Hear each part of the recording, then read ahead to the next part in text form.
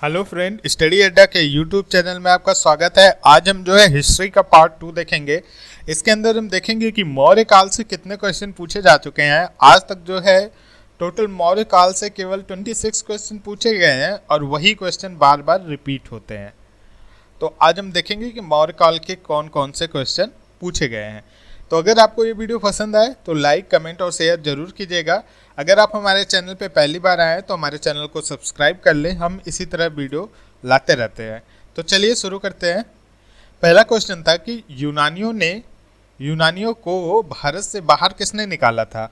Option है चंद्रगुप्त मौर्य, चंद्रगुप्त, विक्रमादित्य, बिंदुसार, अशोका। तो यूनानियों को भारत से बाहर सबको पता है कि चंद्रगुप्त मौर्य ने निकाला था। और इन्होंने कब निकाला था, टाइमिंग भी पूछता है। 305 ईसा पूर्व में यूनानी शासक सेल्यूकस और चंद्रगुप्त मौर्य के मध्य हुए युद्ध के उपरांत हुई संधि के फलस्वरूप सेल्यूकस ने चंद्रगुप्त मौर्य के साथ अपनी पुत्री के विवाह में दहेज के रूप में एरिया, आर्कोशिया, जेड्रोसिया और पिरपेमी सदाई के क्षेत्रों को दिया था। अच्छा, साथ में उन्होंने कुछ क्षेत्र भी दिए थे, जैसे पहला था एरिया, सेकंड था आर्कोशिया, जेड्रोसिया और पिरिपोमो सदाई। तो यूनानियों को भारत सबसे पहले किसने निकाला था भारत से बाहर? चंद्रगुप्त मौर्य ने।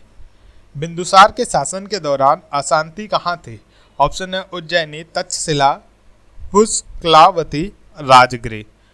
तो बिंदुसार जो थे चंद्रगुप्त मौर्य के उत्तराधिकारी थे एवं उनके पुत्र भी थे। शासन काल में जो है तक्षशिला में विद्रोह हुआ था। कहाँ पे? ऑप्शन नंबर सी सही है, तक्षशिला में विद्रोह हुआ था। और उसने अशोक को कुमार रामात्य बनाकर वहां का विद्रोह दबाने के लिए भेजा। अशोक ने न केवल विद्रोह को शांत किया बल्कि वहां की प्रजा का प्रेम और विश्वास भी जीत लिया। तो अशोक को क्या बना के भेजा था, ये भी क्वेश्चन आता है। तो इसका आंसर है कुमारा मत। चंद्रगुप्त मौर्य ने अपने अंतिम दिन यहाँ गुजारे। जैसा कि अभी हमने पिछले क्वेश्चन में डिस्कस किया था कि चंद्रगुप्त मौर्य एक अकेले राजा हैं जिन्होंने जैन धर्म को स्वीकार किया। और श्रवणबेलगोला एक ऐसी जगह है के दक्षिण भारत में जहाँ पे जैन धर्म का बहुत बड़ा मंदिर और वहाँ के अनुयायी रहते हैं। तो इसका सही ऑप्शन क्या होगा? Option number D, Shravanabelagola. अच्छा, किन के साथ श्रवणबेलगोला गए थे? तो इसका आंसर है कि ये जैन साधु भद्रबाहु के साथ। किसके साथ? भद्रबाहु। और यहाँ पे इस जगह पे चंद्रगुप्त मौर्य ने काया कलेश के द्वारा जो है शरीर त्याग दिया। इसे जैन धर्म में क्या कहते हैं? सल्लेखना कहा गया। क्या कहा गया? सल्लेखना। सल्लेखना कहा गया। ये भी क्वेश्चन आता है कि जैन धर्म में शरीर के त्यागने क्या कहा जाता है? तो सल्लेखना कहा जाता है।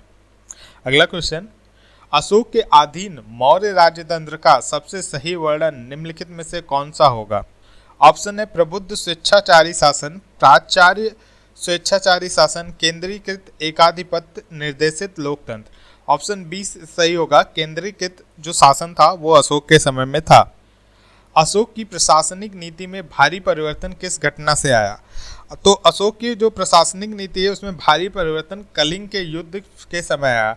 जब कलिंग का युद्ध हुआ था तो उसमें बहुत सारी जानें गई थी, बहुत सारे लोग मरे थे।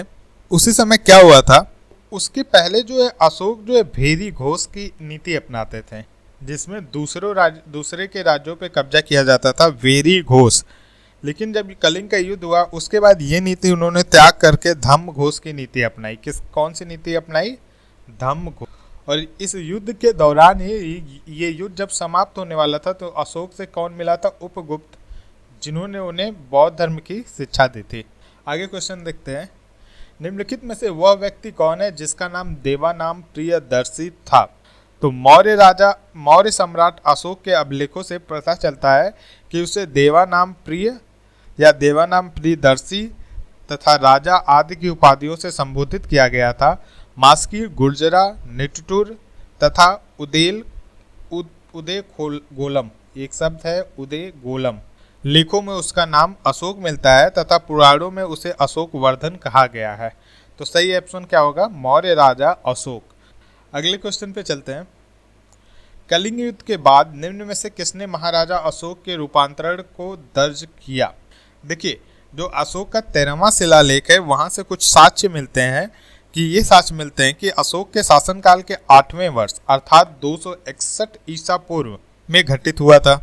और इस शिलालेख में उसने कलिंग युद्ध से हुई पीड़ा पर दुख और पश्चाताप व्यक्त किया।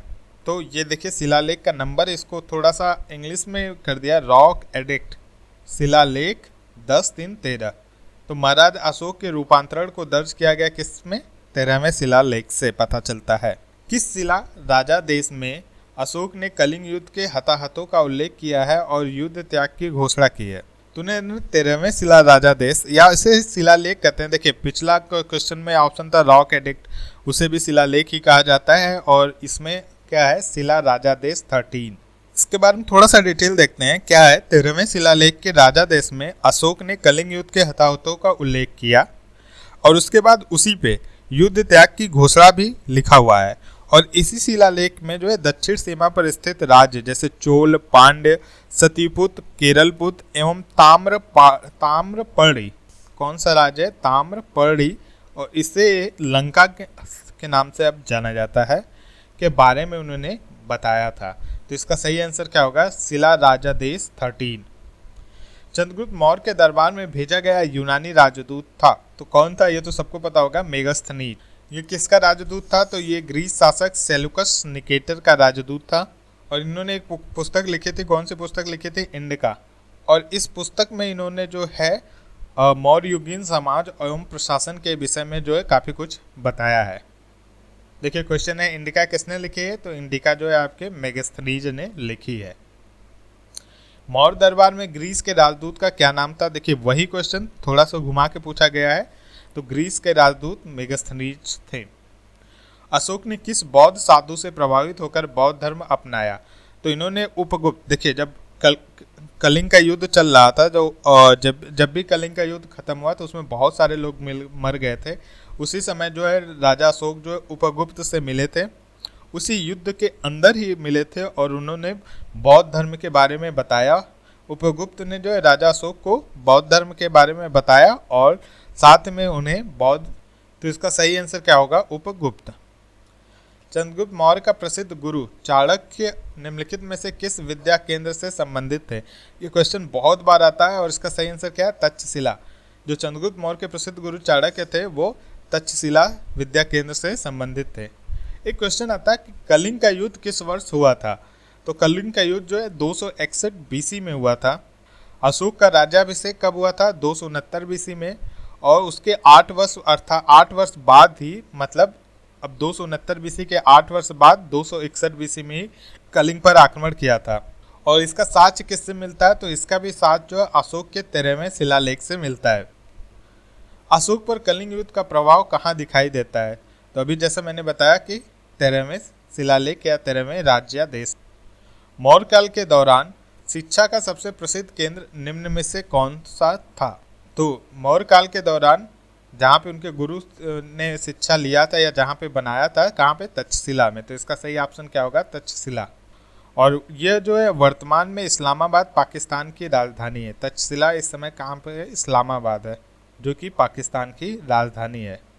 और जो चाणक्य थे, जो चंद्रगुप्त के आचार्य थे, वो यहाँ के प्रसिद्ध आचार्य थे। अर्थशास्त्र के लेखक किसके समकालीन थे? सिंपल बात है, अर्थशास्त्र किसने लिखा था? चाणक्य ने, या कभी कभी ऑप्शन में आता है कि कौटिल्य। तो चाणक्य का ही नाम जो है कौटिल्य है और ये चंद्रगुप्त मौर्य के प्रधानमंत्री थे। तो सही ऑप्शन बी होगा।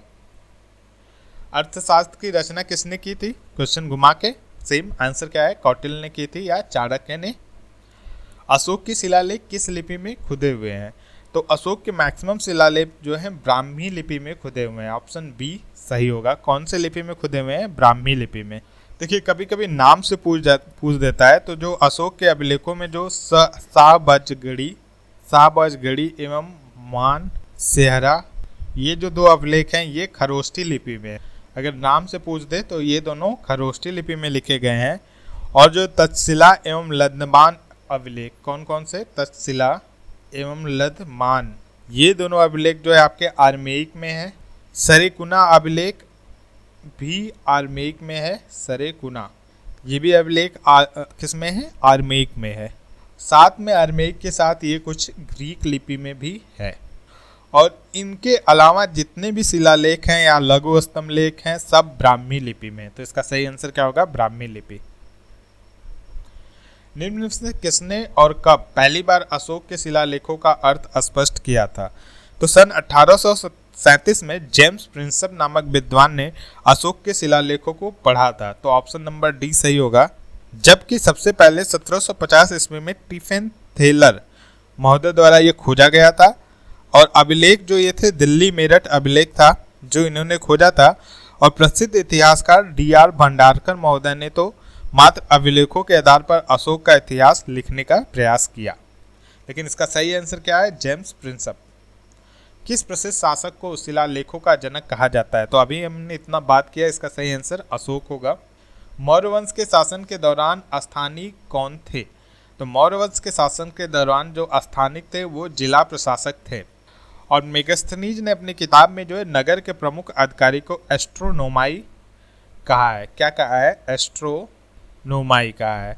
उसके अनुसार जिला का अधिकारी जो है एग्रो, देखिए नगर के प्रमुख अधिकारी एस्ट्रोनोमाई और जिला का जो प्रमुख अधिकारी है वो कौन क्या होता है? एग्रोनोमाई।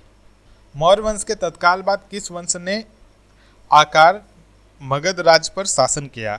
तो मौर्य वंश के तुरंत बाद संगु वंश ने मगध राज्य पर शासन किया, ऑप्शन बी। और संगु द्वारा 184 ईसा पूर्व में संगु वंश की स्थापना की गई। कब की गई? 184 ईसा पूर्व में। तो ये कुछ क्वेश्चन थे मौर्य वंश से। आशा करता हूँ कि आपको पसंद आए होंगे।